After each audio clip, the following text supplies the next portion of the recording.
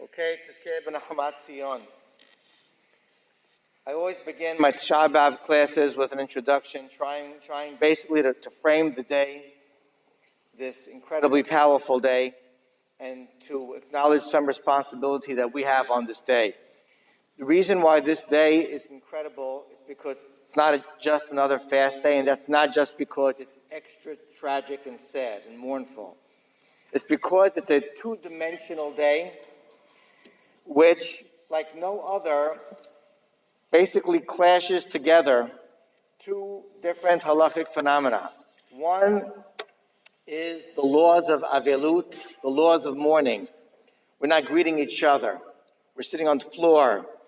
We are engaged in all of the restrictions that a mourner bar minan is engaged in. And we have to do that.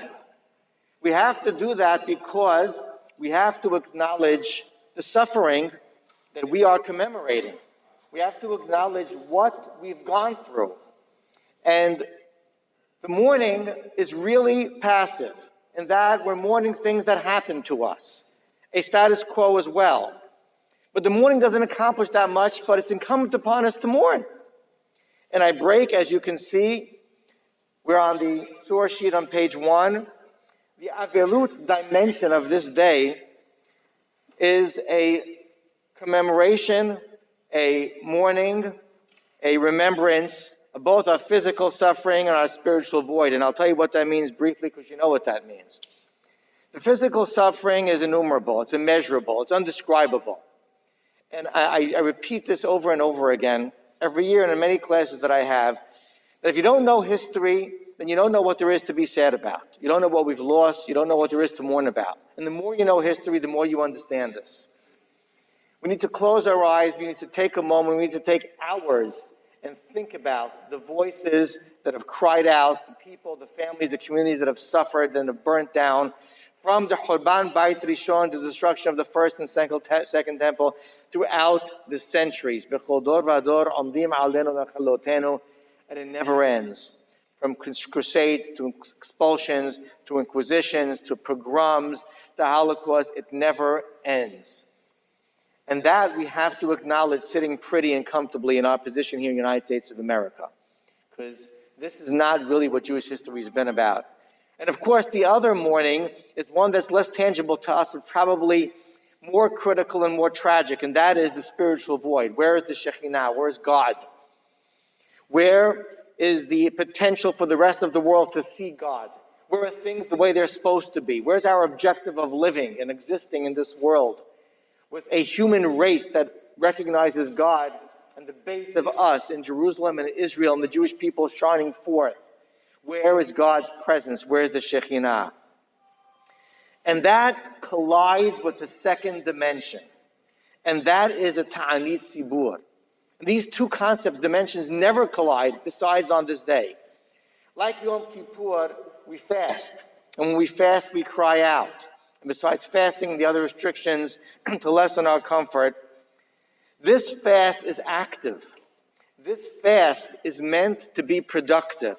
This fast is meant, like Yom Kippur, to recognize our flaws and to be able to identify the issues. And then it becomes active, and then it becomes solution-oriented, and then we come out of this day having made a dent and an impact. The two dimensions collide in a superstorm. It's an absolute superstorm. And I always, or often, two of the quotes that I like to bring to try to accentuate that point is first the famous quote from the Gemara Yerushalmi, and that is called Dor, any generation in which the Beit HaMikdash was not rebuilt, which means every generation since it was destroyed. Ma'alin alav ki'iluhu hechribo, in source 1. That it is as if Shamayim considers it as if we destroyed it. Because if it potentially could have, should have been rebuilt, every generation, this generation, and it was not, we can't blame past generations on that. We have to blame ourselves. We have to understand that we're accountable, and we have to man up to that. And the pasuk from Yirmiyah, who so simply puts it, In source 2, Hineni mishpat otach al omrech lo hatati.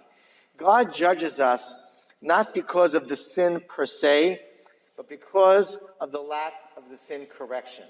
When we say lo, who says lo hatati? Everyone knows they sinned. Even evil people know they sinned. What does that mean? Well, if you sinned, then why haven't things changed? It means that you haven't acknowledged yet specifically what I'm upset about, says God. It means that you haven't pinpointed the issue. If there hasn't been redemption in this generation, do you know what it means? It means that every Jew has to ask themselves why. And it means us as a generation have not put our finger on the central issue and being able to create change. So in the past 2 years, last year, 2018 and 19, I gave classes on the general topic of Sinat Hanan. We defined baseless hatred to mean unreasonable, unprovoked hatred. We spoke about the idea of one person or one group being afraid of the other's success. We spoke about the absurdity of thinking that our perspective will prevail. My movement, that my philosophy, that my people, that my way of life within the Jewish nation is going to be right, is right. When everyone realizes that it's right, that's when Mashiach will come. The absolute nonsense and absurdity for us to think that way, and we do.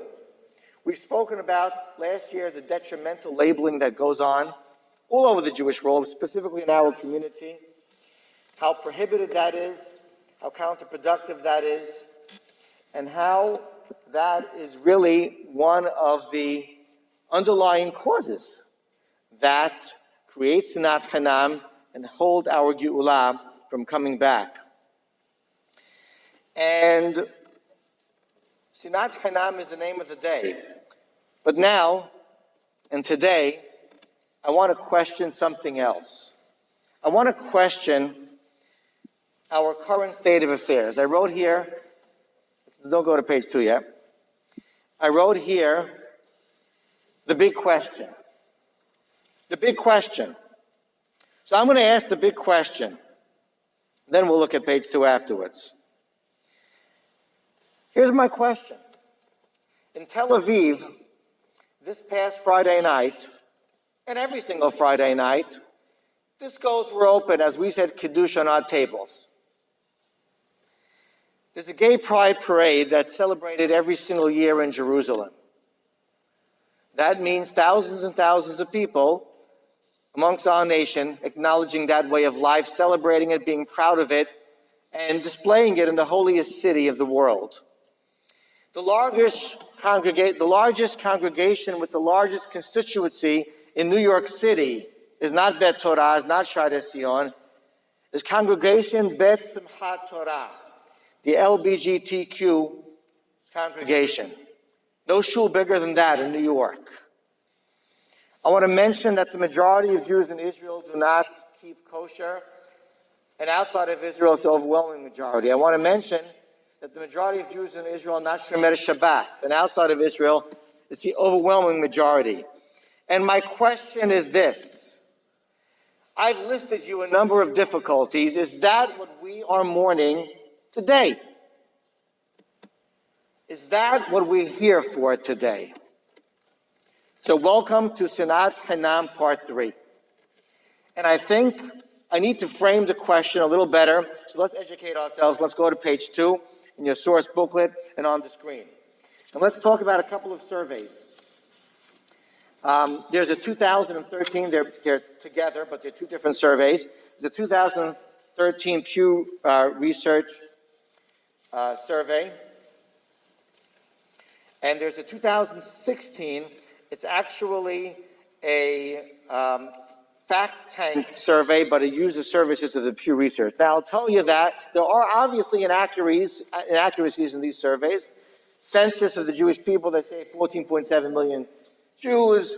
Some of them are counting paternal, Jews, but they're really maternally, they're goyim. But there were also all those that should have been counted that weren't. Let's forget about the total number. But in general, the percentages tell a big story. So if you look on the left side, That is, and by the way, the numbers really haven't changed from year to year for the most part. I'll point out to you when they do.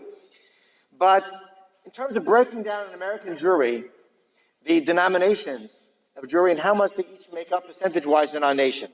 Orthodoxy, 10%. There's about 5.3 million Jews in America right now, depending on how you count a Jew. But Orthodoxy, 10%. You see Reform as the dominant movement, 35%. Conservative Judaism is actually shrinking every year. 18 is probably lower now. That's good news. Terrible news is that 30% are completely unaffiliated Jews with no denomination and no affiliation whatsoever. So the key point here is 10% Orthodoxy. That means you and I, we think of ourselves as representing the people, right? We're 10% of the people here in America. And if you look on the right side, that fact tank survey using Pew Research speaks about Israel as well. Israel, there is a larger percentage of Orthodox Jews, 22%. It might be a bit larger right now. They break down specifically within the 22%. You can see that they don't have Reform and Conservative there because they're very small and almost negligible in Israel, which is good news. The terrible news is that 49% of Israeli Jews identify themselves as Chiloni. Do you know what that means in English? It means secular. I'll give you another definition of secular. 0. Maybe some fast on Yom Kippur, maybe some don't eat pork. That's half of the 7.3 million Jews in Israel. Half. Masorati, traditional, means Jews that light candles, say Kiddush, have some sort of kosher diet and observe holidays, but all in all are not really observant. So 22% claim to represent themselves, identify themselves as Shomer Torah Mitzvot Jews. Outside of Israel and Europe and other countries is pretty close to the United States of America. So you want to combine this all and try to do the numbers. 15 to 16% of the Jews of the world are on the team of observance of God's Torah. What's the other side of that number? Well, you all went to school. Do the math for me. It's over 80%, and that's why the name of this class is the other 80%, or 80+%. I want to know about them, and we need to talk about them. We cannot live in a bubble anymore. Let's try to frame this a little better. I asked you several questions. They're actually on the source sheet right underneath. So are these people, I'll say it again, they're secular, they're Reform, they're gay, lesbian, they're all types of non-observing Orthodox Jews. Are they the source of our mourning? Are they a source of our mourning? Can we direct blame to these people for our exile? Can we say, you stopping Mashiach? You're preventing my redemption from coming. You need to change. Is that fair? Is that accurate? Maybe. I've heard in the past rabbis and teachers sometimes trying to attribute tragedy to certain movements. I've actually heard those who've said that the Holocaust was that because of the Reform movement in Germany and other places in Western Europe. Now, I'll just say in general, without commenting specifically on that I think the scope of tragedy and sorrow of the Holocaust is way beyond us to ever attempt to try to attribute one iniquity and one problem to it. And it's not justified, and it's not fair. But is it a source? Is it a reason? It's been brought up. I've heard here about Corona, that perhaps it's trying to awaken the Chiloni, secular Jews in Israel. Again, I think God had many objectives to bringing this plague on the world. Is that one of them? Some say yes. What's your attitude toward these people? Do we love them? Do we hate them? Do they sicken us? Do we scorn them? Do we reach out to them? Ongoing debate among the communities, rabbis, and the Orthodox community for generations now. So let's talk about the over 80%. And to start talking about it, and we're moving on We're in the bottom of page 2. We have to talk about evil.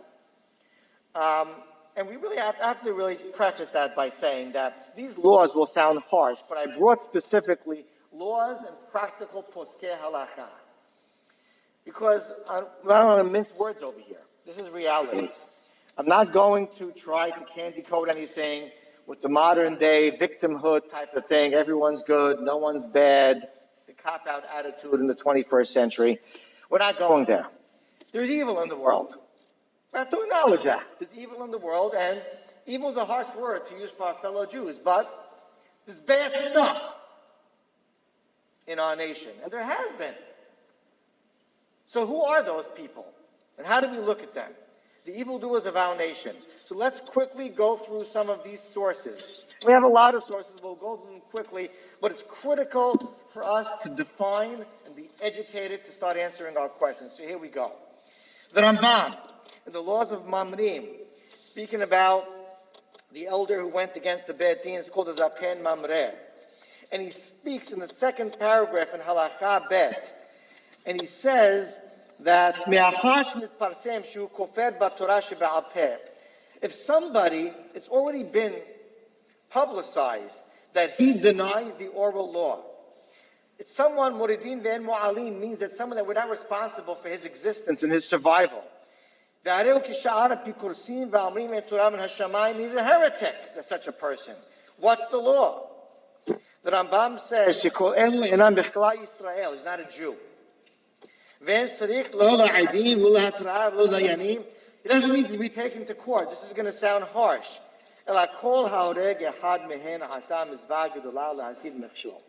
If you killed one of them, don't try this at home. But if you killed a heretic, he's saying, you're now liable for punishment in Beit Din, and you made a mitzvah. Rough, in a vacuum, defining Rasha, tricky, hard, existent these days, we don't even know, but let's just state the fact at least. Rambam just spoke about the way the Torah looks at a heretic, as a non-Jew, basically. Let's go to source 4 on the next page, page 3. The Rambam as well, in the laws of Roseach and Shemirat HaNefesh. The Rambam,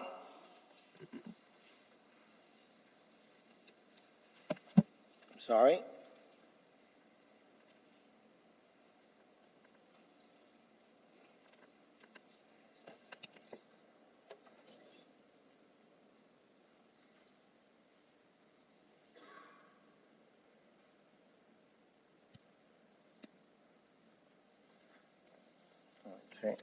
Our recording was saying no sound detected. I'm not sure why that is. No idea. It went away. I don't know. Okay, I'm sorry. Let's see what you can do. My phone keeps saying no sound detected on it. I'm not sure why. Okay, so the Rambam says regarding the law, this is actually when someone sees a load. When you see the donkey, someone that you dislike and you hate, and you have to go help him with his load. So Rambam asks rhetorically, Israel is a Jew. It's obviously talking about a Jew. So what's the Torah talking about? How could you even speak about Sonah Acham, matter of fact? You can't hate another Jew. Obviously, the Torah says, so says the Rambam, you know what this is? It's talking about a Jew that didn't know sin. You warned him, he didn't change his ways. It's now a mitzvah to hate this person. That's what the Torah was talking about. When he says you see the person who you hate left, help him out. When you see that his load under the donkey is burdening him, that hated person is a person that's in this vow. All of us to hate, says the Rambam, because of the fact that he publicly, belligerently does an averah that's known to everyone, and until he makes a shubah and he goes back from his evil ways, he's a rasha. And the Torah says, hate him. The loving Torah says, hate him. Next source, Hagod Mamoniyot, 13th century Hachamim in Germany, commenting on the Rambam's mitzvah, V'avtal l'ra'acha kamocha, the mitzvah to love every Jew like yourself, comments in source 5 and says, V'davka shehu re'acha b'torah mitzvot, aval adam rasha, she'enu mekabel tochecha mitzvah l'sonato. Here we go again. You know, we're talking about l're'acha, surprise. We thought it was talking about every Jew, l're'acha kamocha. Love your fellow neighbor. Well, it's not, says Hagor Mamoniyot. It's talking about re'acha, someone that you could relate to and relate to you in Torah, in mitzvot. Meaning, he's your partner in observing Torah. And if he's not a rasha, that doesn't allow for improvement and correction, well, it's a mitzvah once again to hate him. This is a little different than we've been taught from first grade. Mitzvah to hate a Jew. The Hafetz Chaim in source 6 speaks about both Lashon Hara. He also speaks about Kav Zechut, benefit of the doubt. And he says in the first paragraph, and I'll paraphrase it, but you can read it to yourself. He says that someone that made an Averah knowingly many times, and it's known that this is a Averah, it's a terrible, severe sin. And this person, therefore, obviously is not doing it because he's overcome by his Yetzer Hara, because he keeps doing it. This person is doing it belligerently, rebelliously. He says at the end of that first paragraph, Lachen mutar lahaklimo usaped bichnuto. This is the Hafetz Chaim, who's a great advocate of Lashon Hara and taught us all to speak never derogatorily and only kindly about our fellow man. This guy, it's a mitzvah to embarrass him, to speak derogatorily about this man. And the second paragraph, it says that basically you have a choice to judge him. Maybe in some situations you're in doubt. L'kaf pova, l'kaf zechut. He says in the first line of the second paragraph, sarich l'shofto l'sad hahob. Benefit the doubt, the opposite. You have to assume that he's doing wrong.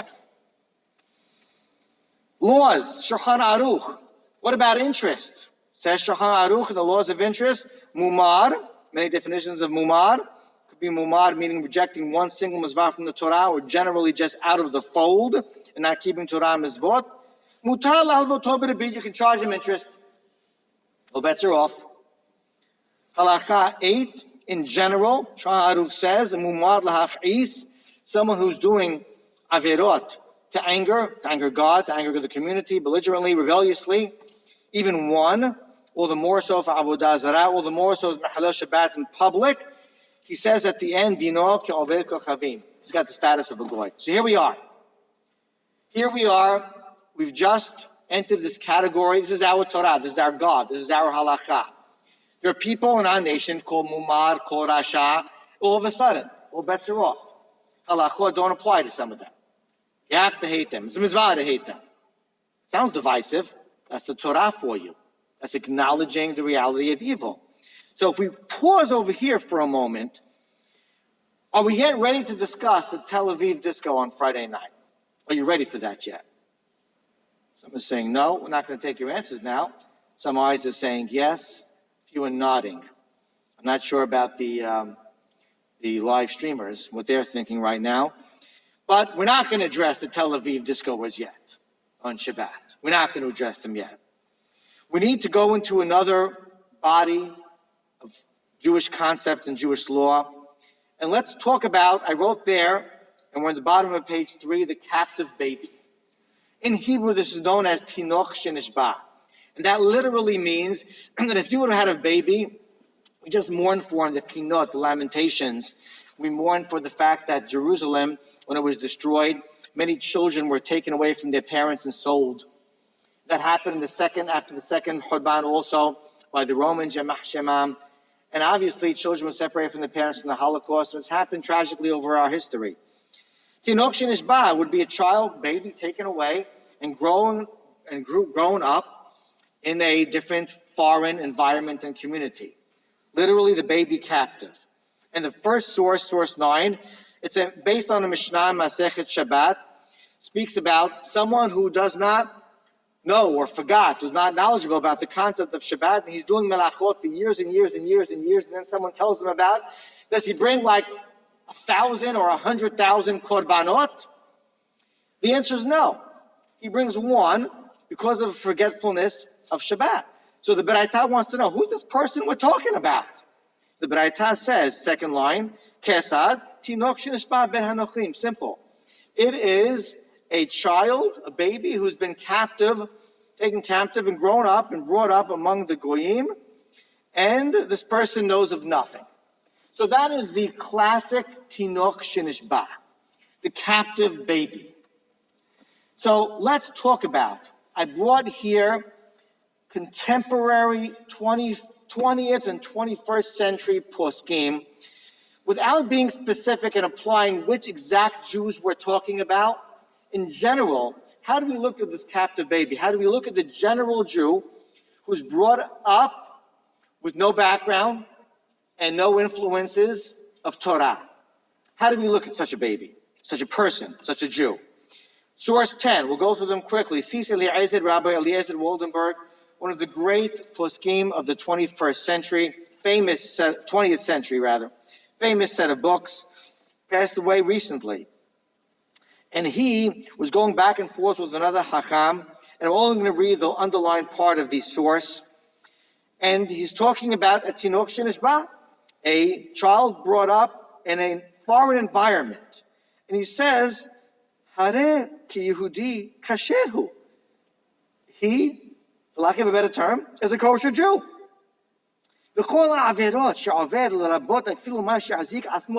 Everything he transgresses, including even thinking he's a goy, doesn't believe and won't acknowledge that he's a Jew.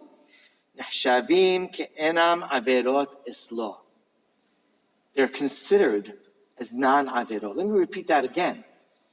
This child turned man, turned adult, real Jew, his mother's Jewish, spends his life eating pork and whatever else he's doing, and we are absolving him. We are laying no guilt on him.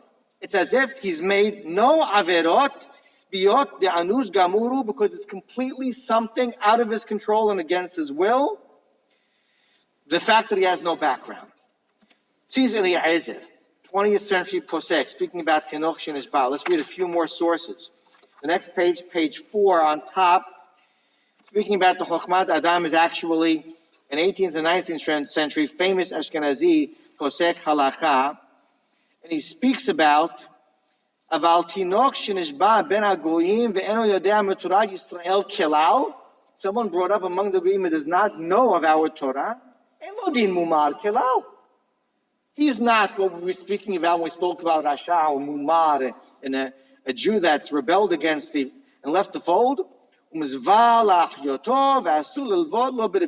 make any avirot with him, and it's mizvah to sustain him and to bring him in.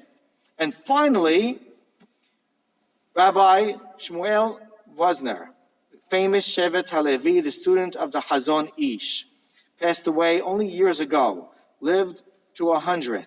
One of the great Ashkenazi poskim of the 20th, of course, and 21st century. And he speaks about also a Tinok Shenishba. And he says that, you know what? When you talk about Mumad, that's only someone that has knowledge and should know better. But, what are you going to do with someone who learned from no one, saw nothing in terms of influences, in terms of education and background? He was corrupted by his upbringing. What are you going to do with such a person? Absolutely not. He is not the mumad we're talking about. He is not the one that's permissible to treat him any less than a regular Jew, says Rabbi Wozner. And let's flow in now to more specifics. Let's talk about certain labels that we give to Jews. Let's go all the way back to the second Bet HaMikdash. You learned in history, Siddukim by Tusim, right? The Reform Jews of today, Siddukim, except for they were very antagonistic, if you know the history, towards the observant Jews. And they were very powerful at one point, even getting appointments to the Kehunah Gedolah, these Siddukim. Let's look at the Kara'im in the later centuries, in the Middle Ages. Those who denied, like the Siddukim, Tish'a BeAB, the oral law. Let's talk about today's secular Jews, these Helonim, 49% of Israel. Let's talk about the Reform Jews, shall we? Let's read the sources. And let's see, indeed, are they Tinoch Shenishba? Are they or are they not the equivalent of the baby captive? Here we go. First, we start with the Rambam. The Rambam, amazingly, is going to allude to the Kara'im. And we'll start from the underline. This is a critical watershed halakha by the Rambam that opens the doors for poskim for many generations. The wayward Jews, and this is what I labeled this. And the generations that follow. Whose fathers and leaders misled them. And they were born among these Kara'im. This sect of Jews who were really a plague among the Jewish people for centuries and don't believe in the oral law, antagonized us. And they grew up amongst them and were taught in that educational mode. This is like the child baby captive who grew up among them. He never had a choice. He never had an option to keep Torah and Mizvot. It was all against his will. And the Rambam ends with saying, not just he's not a Rasha. Reach out to them. He's talking about Kara'im. He's talking about people that were antagonized, that were Hachamim for generations. And the Rambam is saying, reach out to them to bring them back from Tshuva, Shalom, peacefully. Get them back to our way of Torah and Mitzvot. Groundbreaking. And that's followed by groundbreaking Piskei Halacha by our powerful poskim in the modern times, in the past century. The Hazon Ish, Rabbi Kurlitz. Fair to say, after the death of the Hafetz Chaim, the most authoritative Ashkenazi posek of the world in the 20th century. Possibly. The Hazon Ish dealt with the question of Mumad and secular Jew a number of times. And he spoke about the fact that Tinoch Shenishba is a Jew, and we have to take care of him. And we spoke about the fact that we're responsible for him, and he quoted Ahavat Chesed Hafetz Chaim. And he said, the Mizvah le'ehov et harsha'im mehai ta'ama. Let me say that nice and slow for our yeshiva graduates. Mizvah le'ehov et harsha'im mehai ta'ama. That means that all the Risha'im, the evildoers, that we listed, that we spoke about, la halacha, in the early sources, the Hazon Ish now turns it on its face. And he said that if someone's categorized as Tinoch Shenishba, and I'll tell you who he does categorize as that in a moment, as the captive baby, it's a mizvah. He's still a Rasha in that. He's doing certain avirot that might categorize him as a Rasha. It's a mizvah to love him, he says. It's all against their will. It's all beyond their control. And in brackets there, I brought a quote of one. There are many hachamim that speak about the fact that the Hazon Ish, many ways, many times, verbally and in writing, perhaps in letters, spoke about the Hilonim, the secular Jews of our time, that 49% currently of the state of Israel, as those categorized as Tinoch Shenishba. Some don't like it. This is the Hazon Ish, as the captive baby, as the one that we put no guilt on. The Hazon Ish passed away in 1953. 1953. Belarus is where he lived most of his life. In the last 20 years of his life in Eretz Yisrael, and that's where he died. Let's go to Rav Moshe Feinstein, if you weren't in love with the Hazon Ish. Rav Moshe Feinstein, Igerot Moshe. And he speaks about, Rav Moshe Feinstein dealt with a lot of these issues. And he speaks about Sidduchim. There are no Sidduchim today. Who is Rav Moshe Feinstein speaking about? He didn't tell us. But he said that which they're not Shomer Torah and don't believe in Torah BeAB, it's because of their leaders. And their leaders misled them. But look at the underline, gentlemen. אבל הדורות האחרונים שהאמינו להם הם שוגגים. But the recent generations that believe them, who do you think he's talking about? The recent generations that bought into their movement, they're without knowledge. If they knew how wrong they were, even the oral law they'd be engaging in. I don't know. There are no Sidukim today. There's a small movement of Karaim still exists in Israel, maybe a few hundred. Is he speaking about the olden days with Moshe? And he goes on. And he says, regarding a Tinoch Shenishba, the logic behind why we treat the baby captive so easy, so innocently. And he says in the underline in the second paragraph in source 15, in his heart, a Jew wants to be a Jew. Someone with a Jewish soul, a child of Avraham Avinu and Sarai Menu, want to be a Jew. He has there is no real position to be against Judaism for someone who had no background. Rather, he just doesn't know, says Rav Moshe. Turn the page. We're going close to the home stretch, but we're just getting started. In source 5, so page 5, source 16, the Shevet HaLevi, Rabbi Busner again. He says, how do you define Tinoch Shenishba in our days? He says simply, and I'll paraphrase it in English. You were born to parents who were away from the fold, out of the fold of Judaism, and he had no choice. And also someone who grew up among Goyim without a wholesome surrounding of Torah and Mizvot, never heard, was never educated. That's a Tinoch Shenishba. He just brought in the category that the Rabbi first there. He said that anyone brought up in these surroundings without a proper education, without a proper surrounding, without parents to guide him, this is who we're talking about when we say Tinoch Shenishba. Yakut Yosef, Hacham Yitzhak Yosef, the current chief rabbi of Israel, he gets right to it. Chilonim, he's surrounded by them.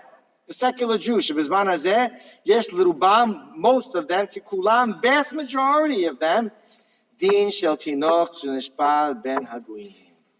Even the Mehalel Shabbat, Befad Hesyah, even though they're in the discotheque on Friday night, and they're driving in the car, honking their horn at you, they're Tinoch Shenishba. And his brother Hacham David Yosef as well says Mehalel Shabbat in public in our generation doesn't know better, didn't learn properly. If that's the case, and if you had to include him in Minyan, you can. And finally, Rabbi Klein, Hacham Obadiah Yosef once told me when I asked Hacham Obadiah a question, he told me, go ask Rabbi Klein. He knows best on this. Rabbi lives in Borough Park, died in 2011. On Reform Jews, he spoke about, you know what? Their leaders are to blame. This is a long Tish'a BeAB that he had, long responsa. Last underline in source 19, Aval HaHamon, most of the Reform Jewry, She'enam Yud'im Ben Yiminam V'Smolam, do not know to differentiate between the right and left. They know nothing. Tinoch Shenishba, he said. We don't blame them. We absolve them. They're not the Sha'im. They're your fellow Jew. And you love them. Now, to be fair, secular Jews in Israel is a controversy. And there are different poskim on both sides. Rabbi Eliashiv, Alav Shalom, doesn't say that they are like Tinoch Shenishba. But, by and large, gentlemen, I think we're able to answer some of our questions. What's our attitude? Our attitude. The halakha has already spoken. Our attitude to these people, to the secular, to the reform, to the vast majority of them, according to the vast majority of poskim, no hate. Love. Are they our source of mourning? Obviously, it's tragic. The gay parade is tragic. The disco on Friday night is tragic. The Jew eating a cheeseburger is tragic. Driving his car on Shabbat is tragic. Obviously, it sickens us. It's a void. It's a void of holiness. It's a void of godliness in this world. It's a void of our way of Torah. It's a way of life. It's an affront to everything we believe in. Obviously, it's tragic to us. But we blame? Do we point the finger? Do we attribute tragedy to them? How can we? The Torah absolves them. And I want to address those who I've heard, I'm not meaning to be divisive and chas v'shalom, point fingers at someone specific and be derogatory, but in general, those who I've heard point fingers at the Reformed Jew and the movement in general in these days, besides their leaders who may be evil, and point fingers to the secular Jew and say, aha, our Horban, our destruction, our tragedies. I'll talk to that Jew for a second, Mr. Frum. I want to talk to Mr. Religious. What makes you think? What makes you think that if you grew up with his parents, if you grew up in her environment, if you did not have your education, rather you had his secular education, if all you knew about is what he knew about, what makes you think, Mr. Observant Religious Frum, that you'd be any different? And if he had your upbringing and your parents and your community and your yeshiva and your surroundings and your opportunities, who says he wouldn't be as good or better than you? Who says? No one's to say. And I'll tell you something else. I know it angers us when we see these things. It peeves us, and it should. It sickens us. But the Torah places blame on the reality of it, not on the person himself. The reality is a tragedy. The reality should sicken us. The numbers, the percentages, the over 80% is crazy. But it's that truism. It's that reality in our Jewish world. It's not them. It's not the people themselves. Because he could have been you, and you could have been him. And don't forget that. So, I think that we're about ready to answer the question, then where is the finger pointed? And we're about ready to hear from Rabbi Weinberg. Rabbi Noah Weinberg is nothing short of one of the great Renaissance men of the 20th century. The founder of Tish'a BeAB. He broke open and basically opened the doors in our lifetimes of people like that coming back to the fold. He inspired many, many movements and a generation that's now coming back to Tish'a BeAB. He broke through unbelievably. We're about to see a very brief clip from Rabbi Weinberg. He made it on Shavuot, but it's really a general theme, and the theme is so appropriate. He's very strong, and he seems very harsh, but hold on to your seats, because I think he hits a point that's so critical and crucial that we all need to hear. Jack, take it away.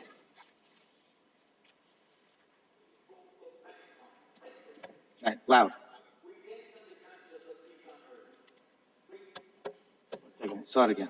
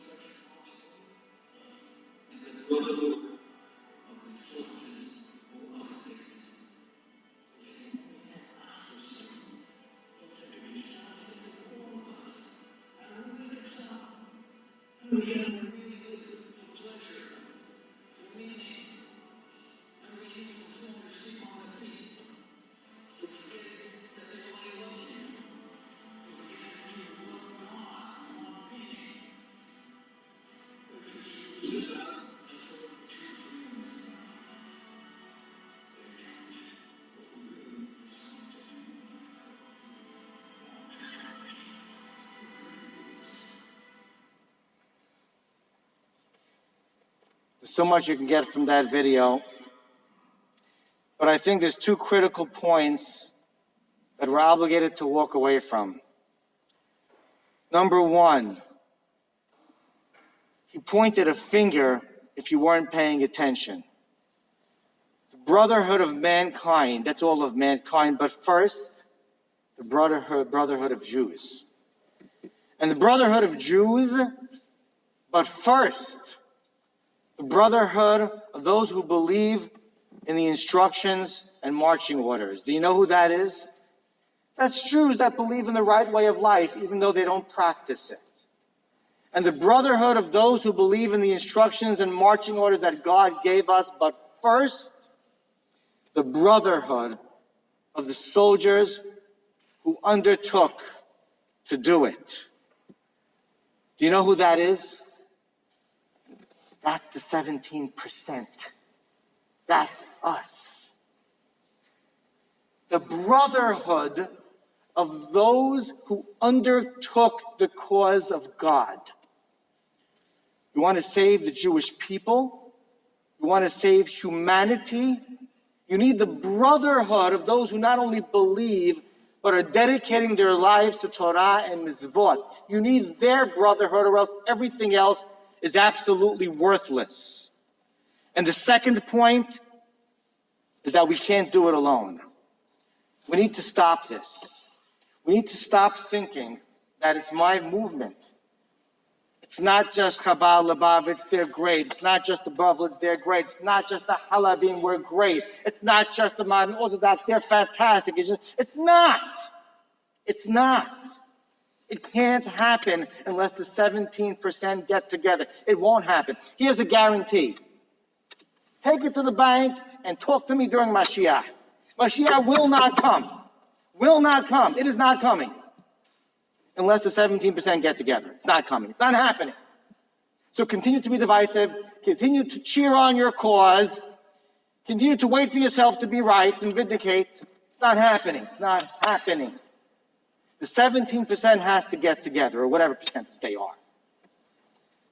And he made that point poignantly. We can't ignore the point. So who takes the blame? It's obvious who takes the blame. And the Nevi'im pulled no punches. I just quoted a few for you. In Miyaz talking about the Kohanim, the Tofsei Torah, Lo Yada'oni. Tofsei Torah, Lo Yada'oni. Those who are engaged in Torah didn't know me. He's not talking about the secular and the reform, or the equivalent in those days. He's talking about Tofsei HaTorah, Lo Yada'oni. You have to go no further than Yeshaya Haftarah, Hazon Yeshaya. We read this past Shabbat. Speaking about who? The from Jews. I don't want your korbanot, and I don't want your tefillot, and I don't want your Shabbat, and I don't want your holidays. I want that, but something else from you. But who's he addressing? Who did the Nevi'im address? Exactly who Rabbi Weinberg was addressing. The brotherhood of those who undertake to fulfill the instructions and marching orders of God. That's who. And that's who needs to get together. And how do we get this thing turned around? I'll tell you. You're worried about the Disco Friday night in Tel Aviv. You're worried about Bet Simchat Torah in Manhattan with 6,000 affiliated LGBTQ. You're worrying about Jews, Mahalel Shabbat and Kashrut, etc., etc. I am also. But I got to tell you that we, the Jewish people, the observant Jewish people, if we can come together, if we could unite, we have enough cumulative talent and knowledge, resourcefulness amongst all of us, brilliance, skills, spirit, drive, and will to solve the other over 80% like that. In no time, like the speed that the Nevi'im predicted Mashiach to come. That speed will go into effect. We'll hit that gas pedal when we get together, and we'll see the other over 80% coming together. Listen, the reality is a problem, and we're bothered by it. We have to know that they are not the problem. The problem is that it exists, and to get rid of it, it takes the people that are conscious. It takes the people that know about it. It It takes the people that understand God and His Torah. The over 80% can be transformed, but we have to first transform ourselves. It comes down to the same central issue. Sinat Hinam or Shalom. What's it going to be? We hold the cards. There's no one else to blame. The next move is ours. Azat Hashem, Shalom al Yisrael, Amen.